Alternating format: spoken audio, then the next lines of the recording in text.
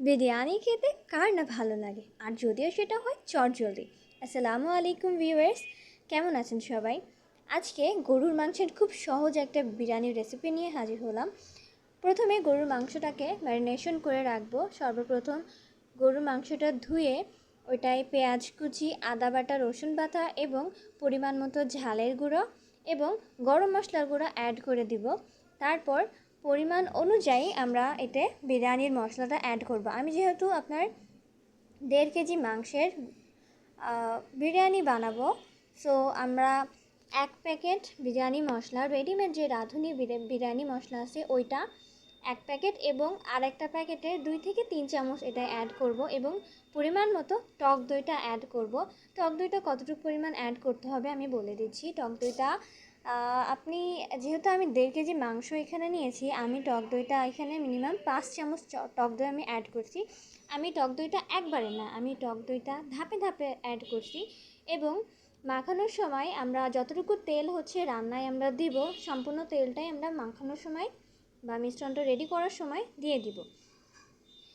গরুর মাংসটা ম্যারিনেশন করে রাখলে কিন্তু মাংসটা খেতে অনেক ইয়ামি হয় এবং মশলাটা মাংসের ভিতরে অনেকভাবে অ্যাডজাস্ট হয়ে যায়, যার কারণে এটা অনেক বেশি ভালো লাগে।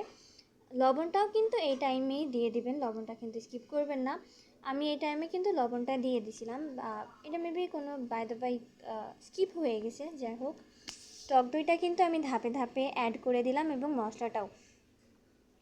আচ্ছা, আর কে হচ্ছে আমার মতো মায়ের হাতে স্পেশাল বিরিয়ানি খেতে পছন্দ করেন, অবশ্যই কিন্তু আমাকে জানাবেন এবং আমার রেসিপিটা কেমন লাগছে আপনাদের কাছে এটা কিন্তু অবশ্যই জানাবেন এবং আপনাদের মাপ অনুযায়ী সব কিছু আপনারা অ্যাড করবেন, ঠিক আছে? আমি এখানে মাংসের পিসটা মানে মিডিয়াম সাইজের রাখছি, আপনি একটু বড় রাখতে পারেন বা একদম ছোট ছোট রাখতে পারেন, সেক্ষেত্রে আপনার বেশি টাইম লাগবে না। যাই হোক, আমার মাংসের পিস বড় ছিল, যার কারণে আমি প্রেশার কুকারে এটাকে সিদ্ধ করে নিয়ে দেন তারপরে এটাকে একটু আলু কষাচ্ছি। দেন পানি ফুটে ওঠার পরে এটাই আমি পোলাও চাল অ্যাড করে দিব।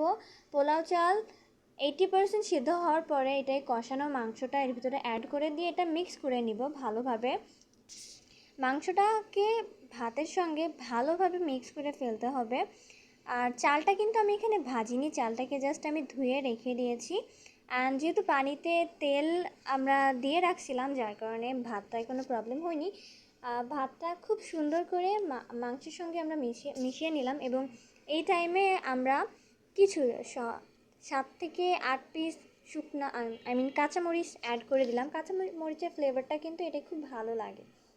আমরা একটু পেঁয়াজ বেরেস্তা ভেজে নিলাম এবং সেটাকে গুঁড়া দুধের সঙ্গে মিক্স করে কিশমিশ সহ বিরিয়ানিতে মিক্স করছিলাম। বিরিয়ানিটা কিন্তু অনেক সুস্বাদু হয়েছে, আপনারা কিন্তু একবার হলেও এটা বাসায় ট্রাই করবেন। সো আল্লাহ হাফেজ, সবাই সবাই ভালো থাকেন।